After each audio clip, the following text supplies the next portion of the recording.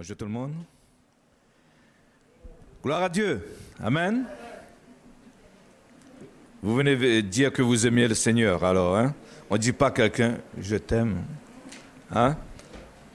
Quand on dit à quelqu'un, je t'aime, c'est qu'il y a une expression de joie à l'intérieur de nous. Il y a quelque chose qui bouille à l'intérieur de nous. Et on veut que la personne entende ce qu'il y a dans notre cœur. Amen. Alléluia.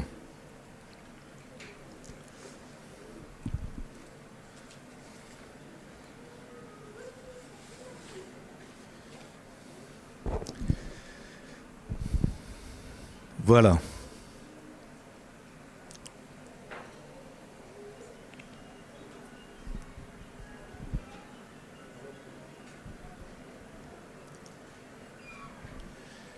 À ce matin, j'ai une question pour vous. Quand nous venons à l'église, qu'est-ce qu'on attend? Vous savez, on doit se poser ce genre de questions. Parce qu'il faut que nous faisons la différence. Vous savez, aujourd'hui, quand nous voyons le monde chrétien, nous voyons comment beaucoup de chrétiens vivent leur vie chrétienne. Nous savons que beaucoup ont que de noms chrétiens, mais le cœur n'est pas vraiment chrétien. C'est pour cela que dans ce chaos religieux, même dans la famille chrétienne, nous devons faire la différence. Nous avons un modèle, c'est Jésus. Vous savez, des fois, je regarde un peu les films du Moyen-Âge. Quand je voyais les personnes qui étaient responsables même de l'Église, comment ils vivaient, comment ils se comportaient, je dis, je comprends pourquoi il y a une hypocrisie après dans l'Église. Parce que des fois, et c'est vrai, je comprends, et ça m'a aidé de comprendre un autre film encore.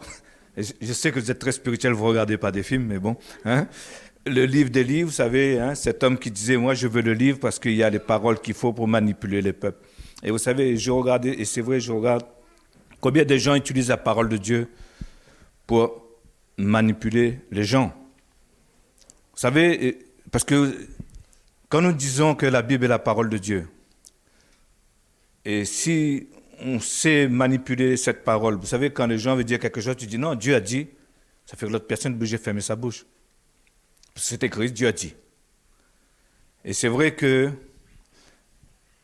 comme je disais, je regardais ces films, combien les gens utilisaient la parole de Dieu pour maintenir les gens dans l'esclavage. Alors que Jésus dit, je suis venu pour vous donner la liberté, pour vous libérer, non pas pour vous rendre esclaves.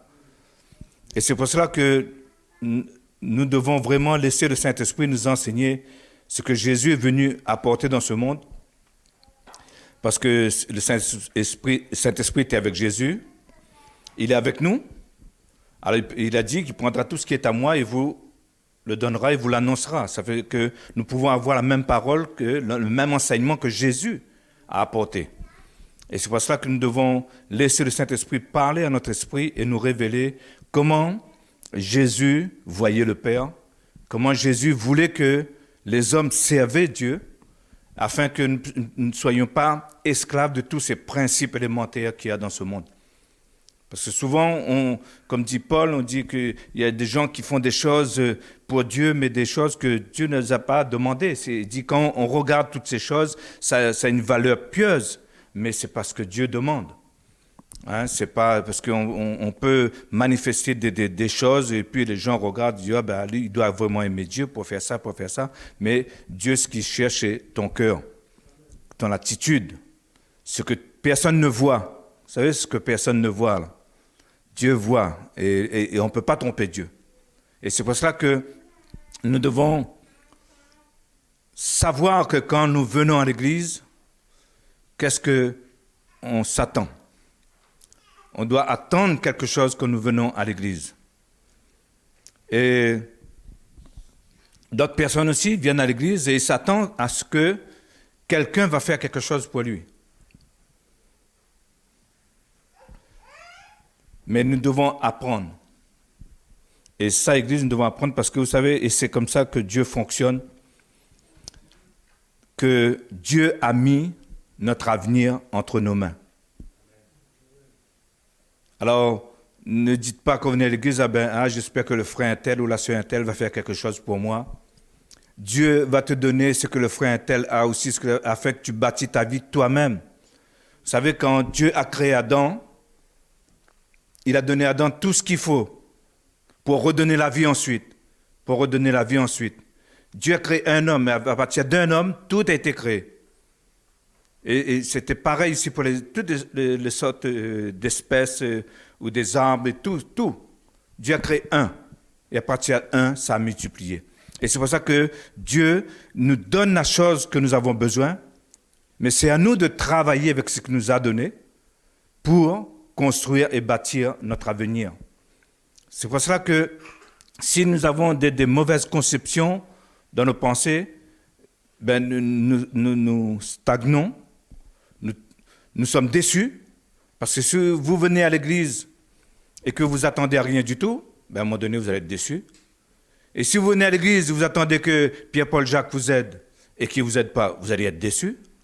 Mais si vous savez que quand vous venez à l'église, comme j'ai parlé la dernière fois, que Dieu vous donne la révélation, que vous avez la révélation, que vous avez ce qu'il faut pour construire votre vie, construire votre avenir, vous attendez à quelque chose.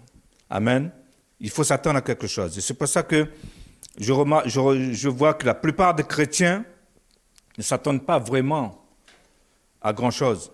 Parce que nos expectatives sont selon le monde.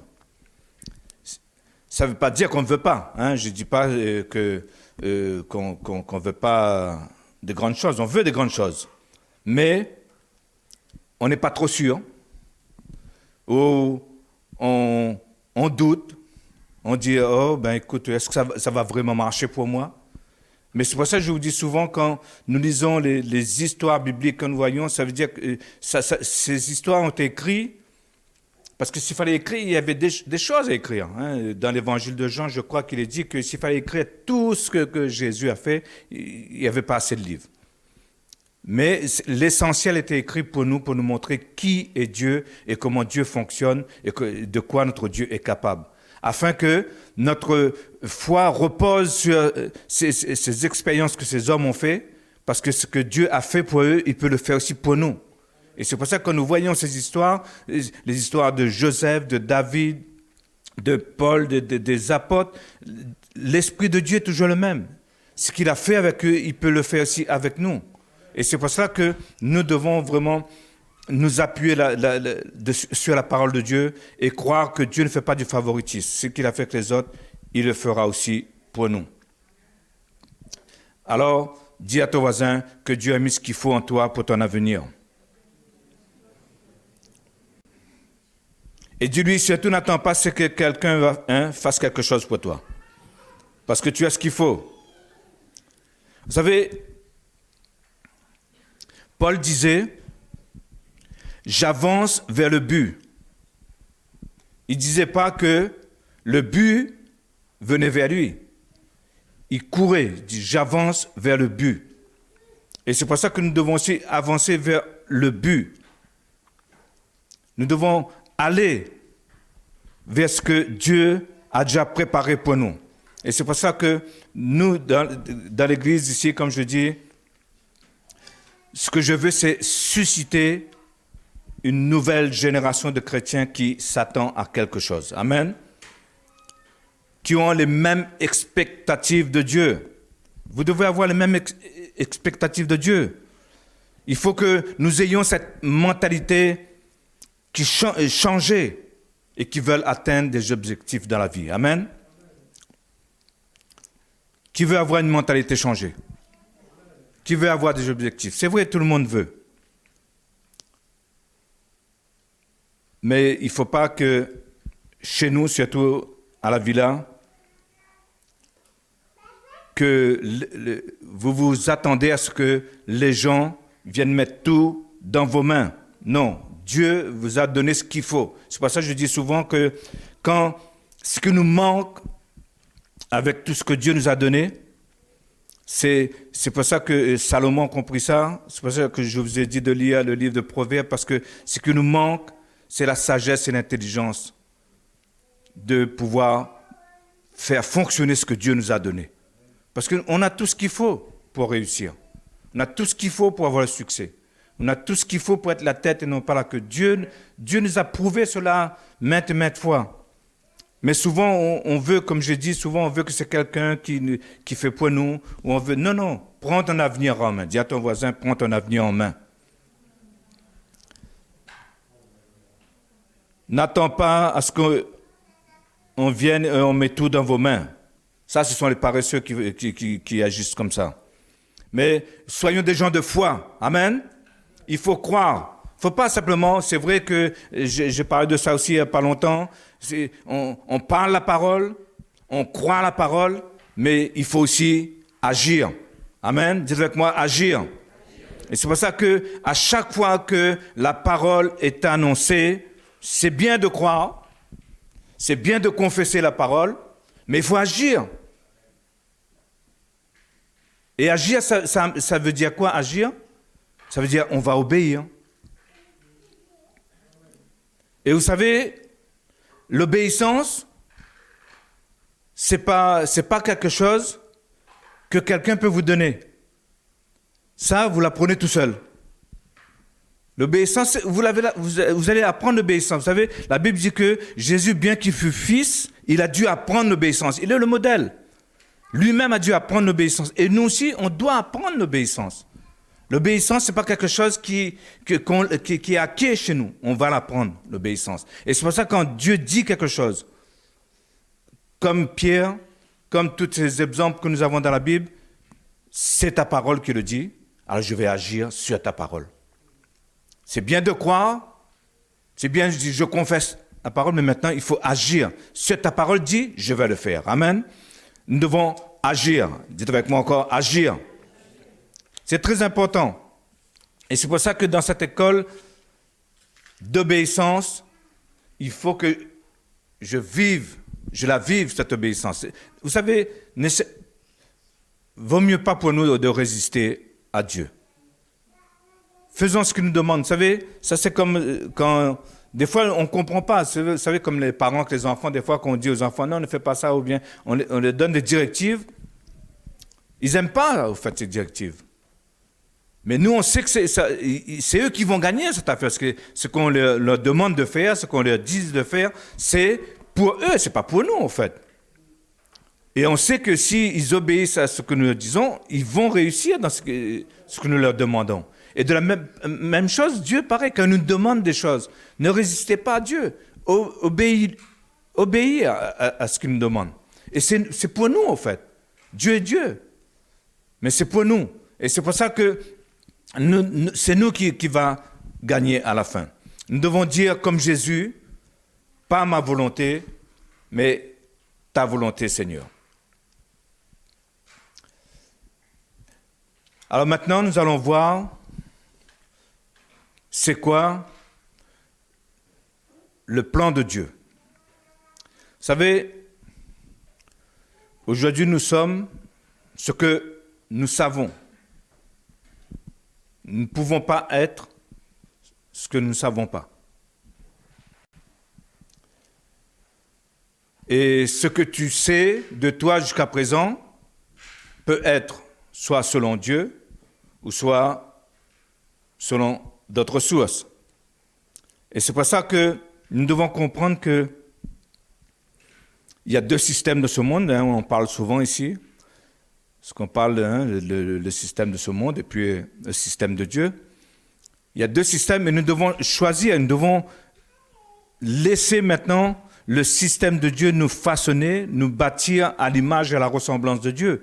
Parce que cette image a été détruite, cette image a été remodelée selon le principe de ce monde. C'est pour ça que Paul va dire « renouvelez votre intelligence ».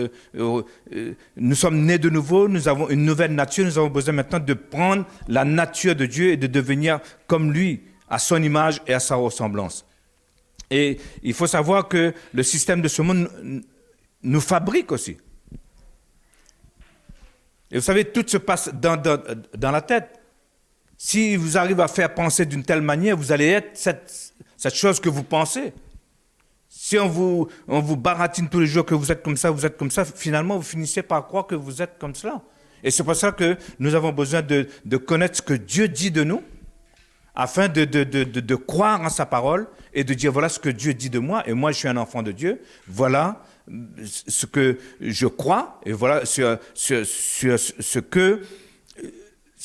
comment je vais bâtir ma vie avec ce que Dieu dit de moi, mais non pas ce que le monde dit de moi, parce que le monde aussi veut vous façonner pour être à l'image du monde et à la ressemblance du monde. Mais nous devons, c'est pour ça que je vous dis, nous devons faire la différence. Si je veux devenir ce que Dieu veut que je sois, il faut que je commence à savoir ce que Dieu veut que je sache. Amen. Alors, qui nous sommes? C'est la question ce matin. La Bible nous dit dans l'évangile de Jean que la parole est devenue chair. Et c'est pour ça que nous aussi, nous avons besoin que la parole devienne chair en nous. C'est comme cela que quand Paul dit « c'est plus moi qui vis, c'est Christ qui vit en moi ». Parce il est guidé par la parole, il est conduit par la parole, et c'est la parole qui dirige sa vie. C'est pour ça que nous avons besoin que la parole devienne chair en nous. Vous n'êtes plus un tel, mais vous êtes la parole de Dieu incarnée. Vous savez, je vous ai parlé ça la dernière fois, comment on reconnaîtra l'esprit de l'Antéchrist. Et vous savez, dans Jean, il dit, celui qui nie que Jésus-Christ est venu en chair, c'est l'esprit de l'Antéchrist. Et je vous ai dit qu'il n'y ait pas que Jésus est venu en chair, Jésus lui-même. Non, c'est que Jésus vit en nous dans la chair et que nous sommes la parole de Dieu. C'est pour ça que nous devons devenir la parole vivante de Dieu, la parole faite chair aussi de la même manière. Et c'est cela que l'esprit de ce monde va critiquer. C'est ça l'esprit, c'est là qu'on va reconnaître l'esprit de l'Antéchrist. Quand on vous dira, non mais tu te prends pour qui, quand on va vouloir te rejeter, on sait reconnaître quel est l'esprit de ce monde, quel est l'esprit de Dieu. Alors c'est pour cela que vous êtes ce que vous écoutez, vous êtes ce que vous pensez, vous êtes ce que vous parlez. Et c'est pour ça que quand la parole de Dieu est incarnée en nous, la Bible dit que la vie est en nous. Jésus est la parole, il est aussi la vie. Et c'est pour ça que nous avons besoin de prendre la parole de Dieu et que cette parole soit de Dieu soit en nous, afin que nous puissions aussi porter la vie et que nous puissions donner la vie. Quand Dieu a créé Adam, Adam pouvait donner la vie. Et c'est pour ça que, comme je vous dis, que tout ce que Dieu met en vous, c'est la vie. C'est pour ça que vous pouvez changer votre futur, vous pouvez changer votre avenir. Dieu a donné ce qu'il faut, a mis ce qu'il faut en vous pour que vous puissiez créer votre avenir, créer votre monde. Alors, oubliez les préjugés et écoutez la parole de Dieu. Jean, chapitre 17.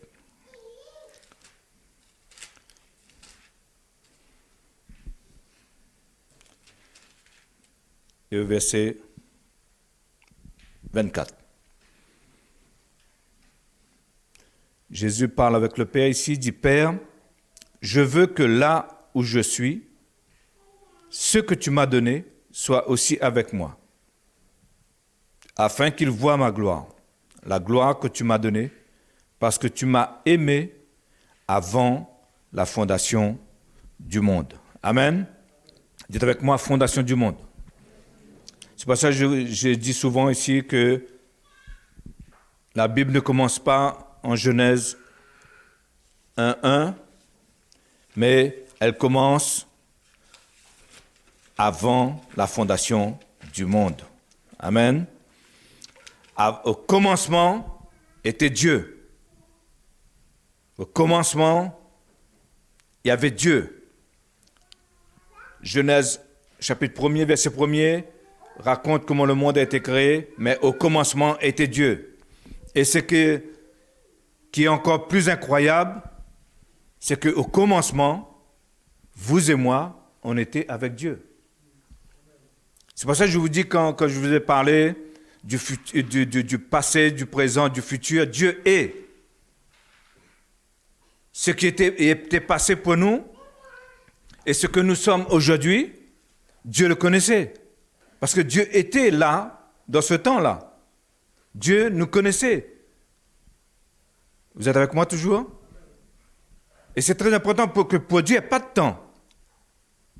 Tout est fini. C'est pour ça que Dieu connaît la fin.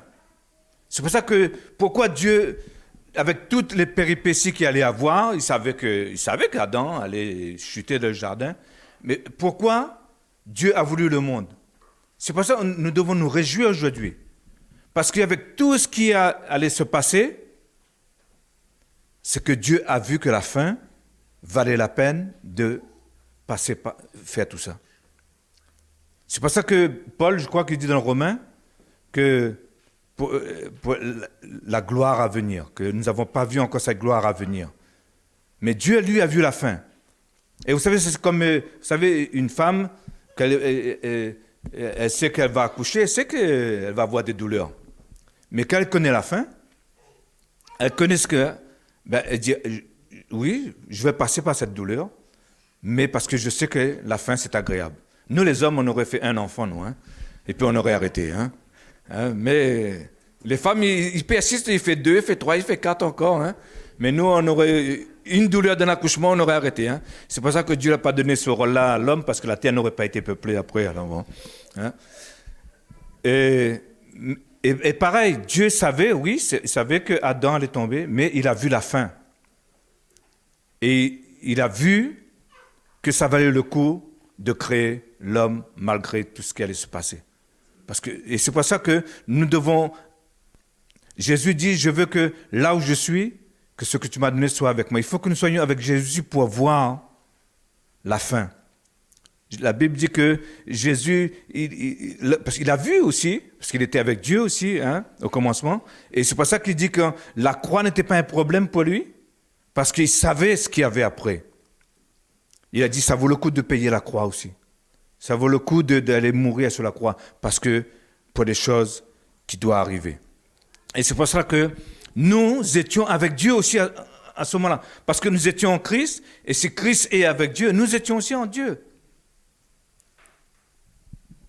C'est pour ça que nous devons comprendre ce que nous portons. Paul dit que nous portons ce trésor dans un vase de terre. Et c'est très important si nous arrivons à capter les choses de Dieu dans l'esprit, si nous pouvons comprendre la peur n'est plus un problème pour nous. La mort n'est plus un problème pour nous. Parce que nous savons que nous vivons comme Dieu. Nous savons que avant nous étions avec Dieu et après nous serons avec Dieu aussi. Alors, je ne sais pas si vous me comprenez, mais c'est... Mais si nous comprenons ça, il n'y a rien qui nous fait peur en fait. Parce que nous savons que Dieu a le contrôle de nos vies, en fait. C'est pour ça que je dis que vous et moi, on n'a pas commencé en 1960, en 1980, en l'an 2000, non. La Bible dit qu'avant la fondation du monde, vous et moi, on était aussi. Nous existions avant Genèse 1:1. On était où? Dans le cœur de Dieu. Vous savez, quand une femme est enceinte, elle ne voit pas son enfant. L'échographie dit qu'elle est enceinte. Et elle commence à proclamer la bonne nouvelle partout. Ouais, je suis enceinte. Pourtant, l'enfant n'est pas là. Mais elle projette, elle connaît l'enfant, elle connaît que l'enfant est là. Elle commence même à préparer une chambre pour les enfants, acheter des vêtements et tout, parce que l'enfant est là. Et c'est pour ça que Dieu nous connaît avant la fondation du monde. Dieu m'a créé avant la fondation du monde. Dieu avait un plan pour moi avant la fondation du monde. Dieu connaissait mon nom avant la fondation du monde. savez, quand un nom ne correspond pas avec nous, Dieu change. C'est pour ça qu'il nous a donné le nom de Jésus. Quelqu'un parle de ça, je crois, dimanche dernier, le nom de Jésus. Dieu nous a donné le nom, nous portons le nom de Jésus. Nous sommes comme Jésus. Et Dieu sait ce qui va se passer dans ma vie. Parce qu'avant que les choses soient, elle était déjà.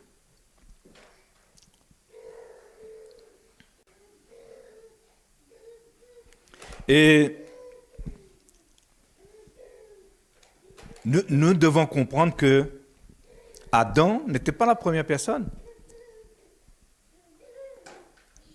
Son corps matériel était la première personne pour porter tous les enfants que Dieu avait déjà dans son cœur. Dieu a créé Adam de la poussière et il a soufflé son souffle de vie dans Adam pour que Adam reproduise afin que à chaque fois qu'un corps est recréé à partir d'Adam et Ève, vous et moi, nous puissions prendre un corps, mais nous étions déjà dans le cœur de Dieu déjà avant d'être dans ce corps. C'est pour ça que Dieu nous connaît. C'est pour ça que des fois, quand nous sommes dans l'esprit, il y a des choses que, quand Dieu nous dit, on a l'impression qu'on le connaissait déjà, ces choses-là. Dieu nous parle et c'est pas, ça paraît pas, comment dire cela, comme si c'était pas quelque chose de nouveau, comme s'il y a des choses comme si on connaissait déjà. On l'apprend vite même. Il faut que vous compreniez que vous êtes aussi une partie de Dieu, que nous avons été créés, c'est pour ça qu'on dit que nous avons été créés à l'image et à la ressemblance de Dieu. Mais ce corps de chair, elle est capable d'être façonnée ici par le système de ce monde. Et c'est pour ça que nous devons veiller à ce que nous suivons ce que Dieu a préparé pour nous, que l'homme ne vivra pas de pain seulement, mais de toute parole qui sort de la bouche de Dieu. Nous connaissons ça par cœur, mais c'est bon de le rappeler, afin de savoir qui nous sommes vraiment. Amen. Vous savez, Dieu ne voit pas les choses comme vous et moi. Dieu voit la chose avant qu'elle existe. C'est pour ça que quand vous regardez dans Genèse 1, Genèse chapitre 1er, Genèse chapitre 2, vous allez voir, il y a deux récits de la création. Parce que 1, c'était quand Dieu était en train de faire le plan. Et le 2, c'était quand les choses ont existé. Alors, des fois, les gens, les contradicteurs, ils aiment dire, regarde, Dieu se contredit. Il ne contredit pas. Vous savez, quand vous avez un plan de votre tête, vous savez ça, mais après, quand vous allez le faire, vous le faites dans l'ordre après.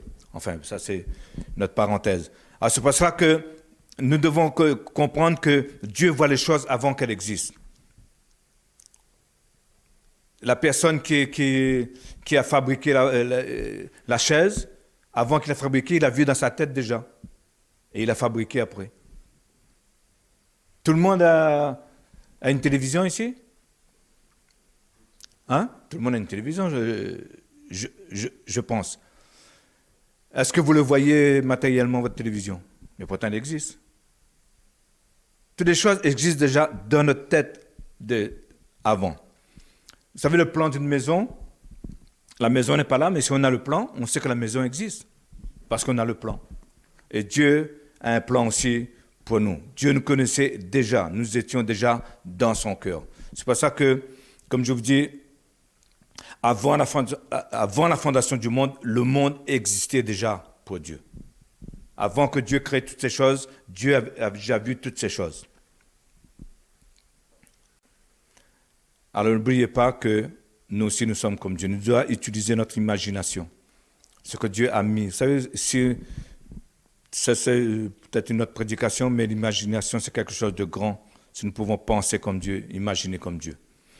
Vous savez, pour Dieu, avant la fondation du monde, tout était déjà créé. Tout était déjà en lui déjà. C'est pour ça que toute chose est sortie de lui. Tout est sorti de lui. Toute chose est sortie à partir de lui. Et nous sommes créés, la Bible dit que nous sommes créés à l'image et à la ressemblance de Dieu. Ça veut dire que nous aussi, on est comme ça. Et c'est pour ça que Quand comment dire ça? Quand une personne veut commettre un adultère, par exemple, ben elle est déjà tout orchestrée dans sa tête, comment il va le faire. Il a déjà un plan comment il va faire toutes les choses. Il sait déjà créer. Vous savez, on sait créer les choses pour faire le mal, mais on ne sait pas créer les choses pour faire le bien. Vous savez, vous avez remarqué, vous savez, avant que je n'étais pas chrétien, quand il fallait faire toutes les 400 coups, ça se dit 400 coups aussi en français? Hein, ça se dit aussi? Hein? Mauvais, alors j'avais des idées incroyables. J'ai demandé d'où ça venait toutes ces idées, des fois. Comment pouvais trouver ces idées. Mais quand il s'agit de faire le bien, des fois on attend toujours, comme je disais tout à l'heure, que c'est quelqu'un qui nous donne des idées. Non, tu as aussi des idées aussi pour faire le bien. Il suffit de réfléchir, de penser, et vous allez voir que on peut avoir aussi des idées qui valent des millions. Mais parce que nous, pour ça je vous dis, il ne faut plus qu'on soit des chrétiens qui attendent que c'est quelqu'un qui va faire quelque chose pour nous. Dieu t'a déjà donné des idées qui valent des millions. Tu as une valeur, au fait. Tu es fait pour être la tête, non pas la queue. Tu es fait pour dominer. Ça, c'est tout ce qui descend de Dieu. Et c'est notre nature, ça. Ça, c'est notre nature. C'est pour ça que si nous laissons le système de ce monde venir parasiter ce que Dieu nous a donné dans sa parole, ben, c'est là qu'il y a conflit. Puis après, des fois, on dit, je vais réussir, je ne vais pas réussir. Le monde dit comme ça, Dieu dit comme ça. Et c'est court-circuité, ouais, voilà. Il y a un court-circuit et puis ça explose.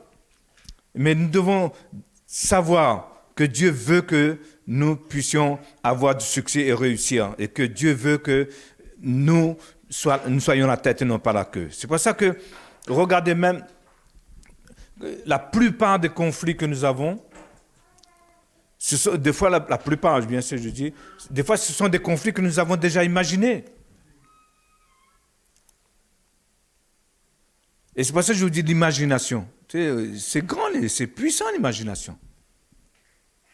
Et souvent, je remarque, comme je dis, souvent, je remarque qu'on a plus d'imagination dans le mal que dans le bien. Mais nous devons utiliser cette puissance pour faire le bien. Amen. Nous devons utiliser cette puissance pour réussir. Alors c'est pour ça que et Dieu utilise cette méthode aussi pour créer, pour amener l'invisible au visible. C'est pour ça que toutes les choses que nous avons vues dans l'esprit, nous savons comment le faire quand il s'agit de faire du mal. Hein? Et nous savons comment mettre en place les choses mauvaises. Alors apprenons maintenant à mettre en place aussi les choses bonnes dans notre imagination. Amen. Et essaye de réfléchir comment tu vas faire les choses.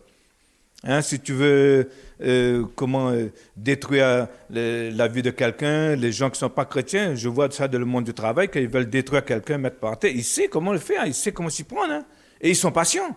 Et ils prennent du temps et ils vont te descendre. Hein. Et alors nous devons utiliser cette méthode pour donner la vie et non pas pour détruire. Amen. Alors c'est pour ça que vous comprenez quand je vous dis que votre Bible ne commence pas en Genèse 1. Avant qu'Adam existe, Dieu m'avait élu. Avant que Dieu appelait Adam, Dieu t'avait déjà appelé. La Bible dit que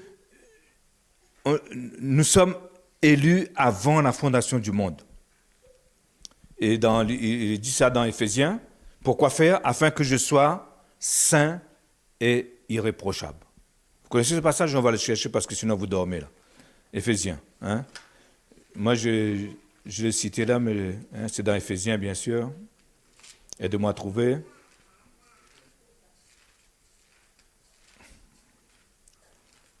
Quelqu'un a déjà trouvé avec moi?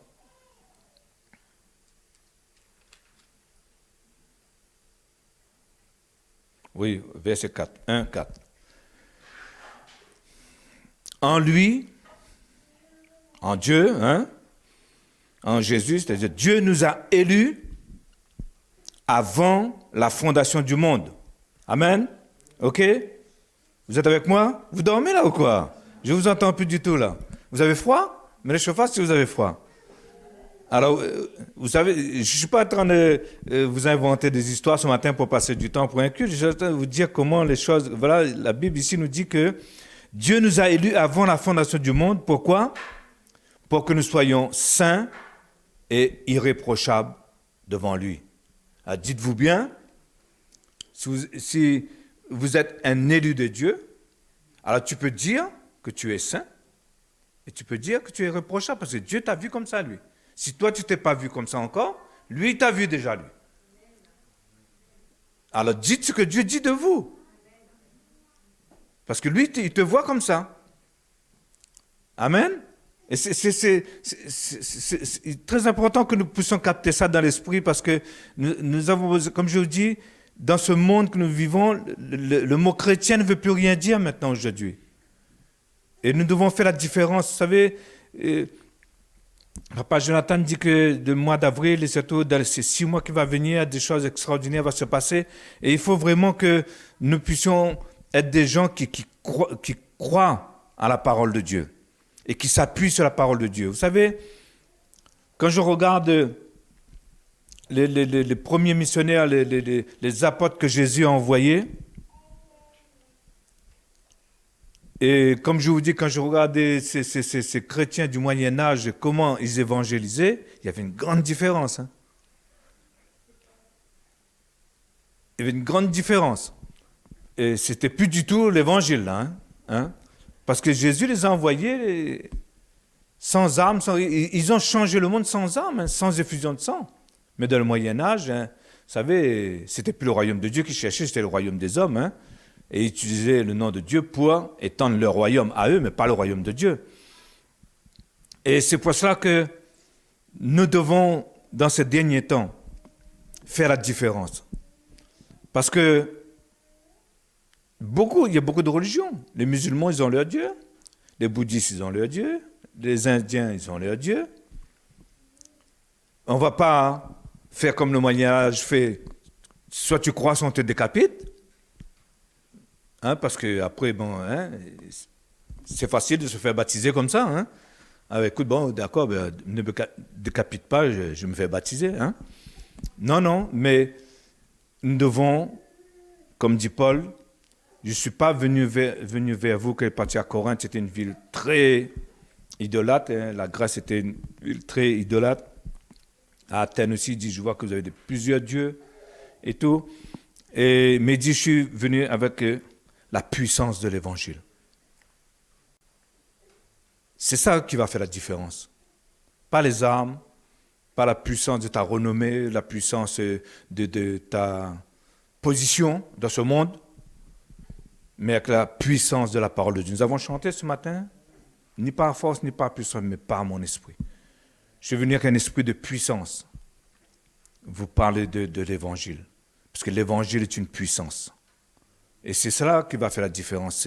C'est pour ça que nous devons nous attacher fermement à ce que Dieu dit. Quand nous lisons ces histoires, regardez ce que Dieu a fait à travers eux. Dieu veut le faire encore à travers son Église. Alors soyons l'Église de Dieu.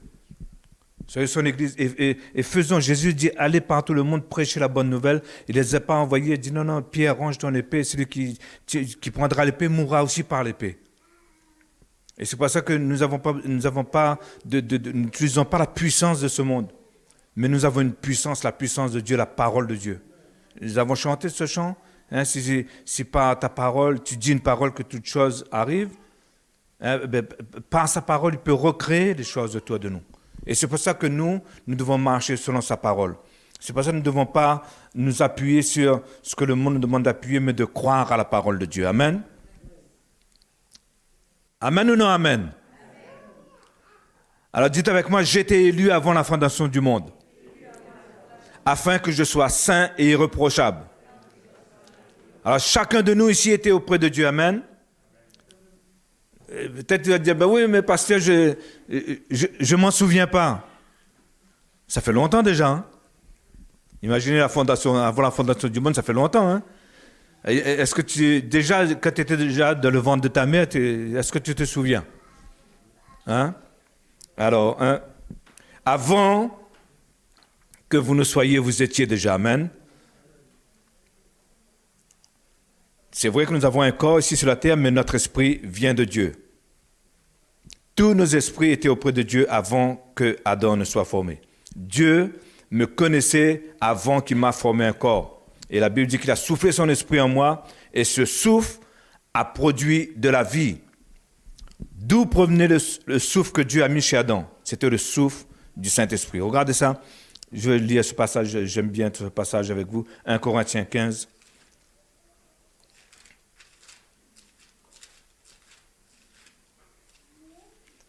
Vous savez, quand Jésus disait « Maintenant, il y a plus... » Tous ceux qui vont naître de lui, qui vont naître de Jésus, il dit, est beaucoup plus grand que tous qui sont avant. Je ne sais plus comment il dit ça, vraiment sa parole.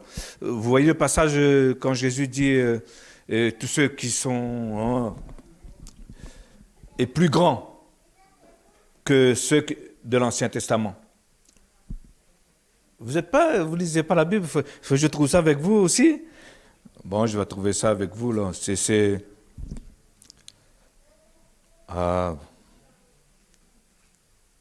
n'y a personne qui connaît ce passage. Alors là vous m'attristez, là, quand même. Hein? Là, vous m'attristez. Quand Jésus dit, même on est plus grand que Jean-Baptiste, il est en train de dire, il y a un passage où il dit ça, là. Il dit, hein? Alors là, ça ne me vient pas, là. Hein?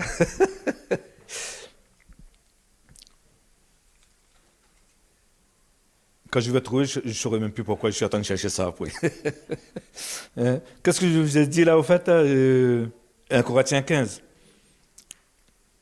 Parce qu'il y a une différence entre ceux des personnes qui étaient dans l'Ancien Testament et ceux qui sont nés à partir de Jésus.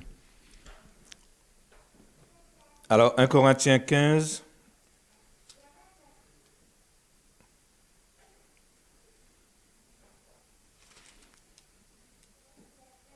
Je cherche le verset.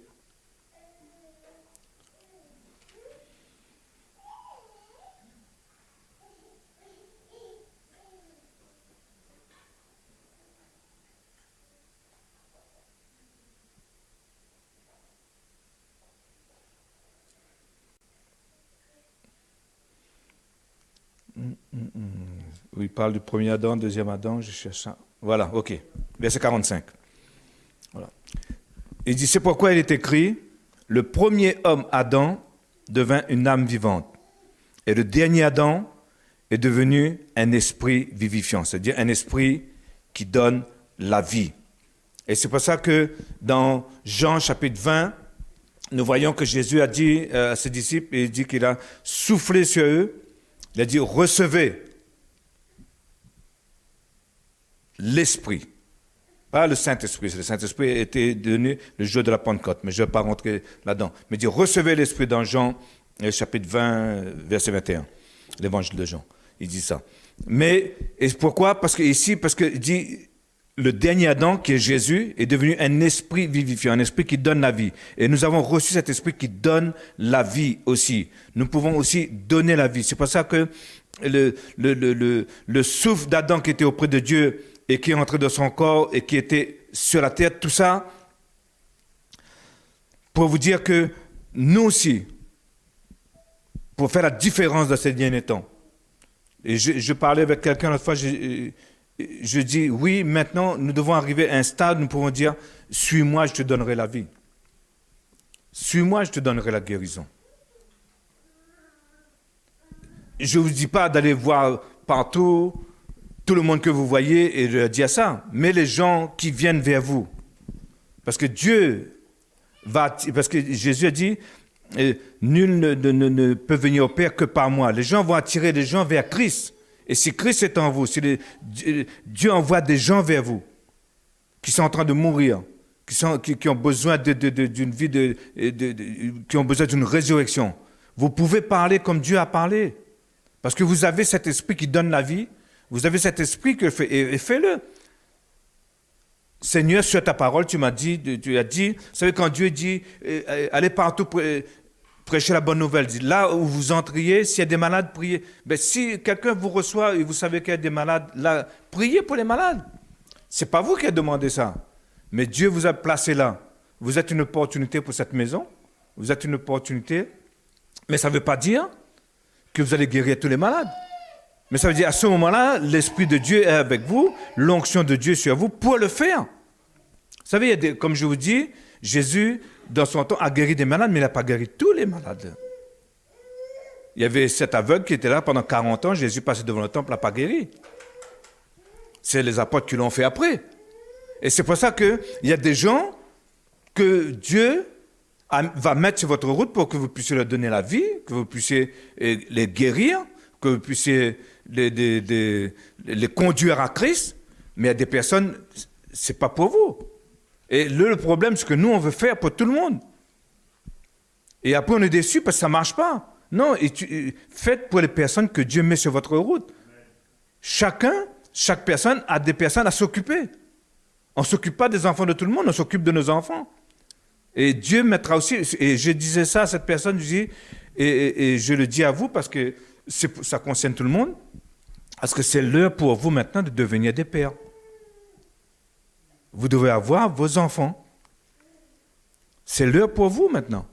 Vous avez appris tellement de choses, vous connaissez tellement de choses, vous êtes tellement mature dans beaucoup de choses. Maintenant, vous êtes prêts pour aussi enfanter. Vous êtes prêts pour devenir des pères et c'est pour ça que Dieu enverra vos enfants. Et occupez-vous de vos enfants. C'est pour ça que quand ces personnes arrivent, donnez-leur la vie. C'est les parents qui donnent la vie aux enfants. Donnez-leur la vie de l'esprit maintenant. Ils sont morts dans ce monde, mais vous allez leur donner la vie de l'esprit parce que vous portez la vie de Dieu en vous. Je ne peux pas donner la vie aux enfants de Fredo. Fredo ne peut pas donner... Non, Dieu va donner les personnes qu'il faut pour vous. Et c'est pour ça l'opportunité que Dieu met sur les personnes qui arrivent. Vous rappelez, tout d'un coup, le Saint-Esprit vous rappelle, qu'est-ce que tu entends? Tu peux donner la vie. Donne-lui la vie. Fais-le. Sois de l'obéissance avec Dieu, fais-le. Et ça ne veut pas dire que... Et le problème avec nous, c'est qu'on voit ça marche pour un, on veut sortir dans la rue et faire pour tout le monde après. Mais Dieu ne nous envoie pas. Qu'il a envoyé 2 par 2, chacun à son endroit. Toi, tu vas là-bas, toi, tu vas là-bas. Chacun va dans sa ville. Alors, c'est pour ça que nous devons être prêts pour dire que suis-moi et je te donnerai la vie. Parce que nous portons Christ, nous portons la vie. Christ et vous est un. Nous sommes avec lui. Là, Père, je veux que là où je suis, que ce que tu m'as donné soit aussi avec moi. Et nous sommes en Christ. Nous sommes avec Christ. Christ en nous. Et nous en Christ. Vous savez, là-dessus, c'est 2 choses qui est différent et qu'on a besoin de comprendre. Christ en nous et nous en Christ. Alors, Dieu nous avait déjà élus, nous avait déjà choisis. Avant la fondation du monde, Dieu avait déjà créé une armée dans le ciel. C'est pour ça que Dieu connaît la fin. Ne vous affolez pas. Lisez les prophéties. Lisez beaucoup, comme dit le pasteur Philippe Dupont. Lisez beaucoup l'Ancien Testament parce que vous savez, tout a été dit dans l'Ancien Testament. Hein? Le Nouveau Testament, c'est pour nous montrer comment l'Église est mise en place, comment ils ont réglé les problèmes, situations, voilà. Mais les apôtres, ils utilisaient l'Ancien Testament pour faire la prédication. Tout était basé, hein? Et Pierre, ce qu'il va dire, et comme il est écrit, hein, Paul va dire comme il est écrit, il va citer tout. C'est pour ça que nous devons connaître, surtout connaître tout ce que Dieu a dit dans l'Ancien Testament. Vous savez, parce que dans l'Ancien Testament, quand Dieu parlait. C'était direct. C'était quand nous voyons, voilà ce que Dieu a dit. C'est la parole de Dieu. Voilà ce que Dieu a dit. Et c'est pour ça que nous devons vraiment aussi étudier l'Ancien Testament afin de connaître ce que Dieu a dit. Alors, c'est pour ça, étudier les prophéties, vous allez voir que, oui, il y a des temps de tribulation, il va y avoir des temps difficiles. Oui, il va y avoir des temps, comme Jésus dit, que Daniel a parlé, qu'il va y avoir, comment ça, le prince des ténèbres qui va essayer de prendre le trône de Dieu et tout. Il faut connaître toutes ces prophéties. C'est pour ça afin que nous ne soyons pas surpris de ce que nous voyons et de ce qui va se passer autour de nous, que nous n'affolons pas parce que nous ne devons pas paniquer. nous devons être sûrs de nous, que Dieu est avec nous et que Dieu est en train de faire le travail avec nous. Amen. Amen. Que Dieu vous bénisse. Voilà. Nous voici rassemblés dans ce lieu choisi. Tu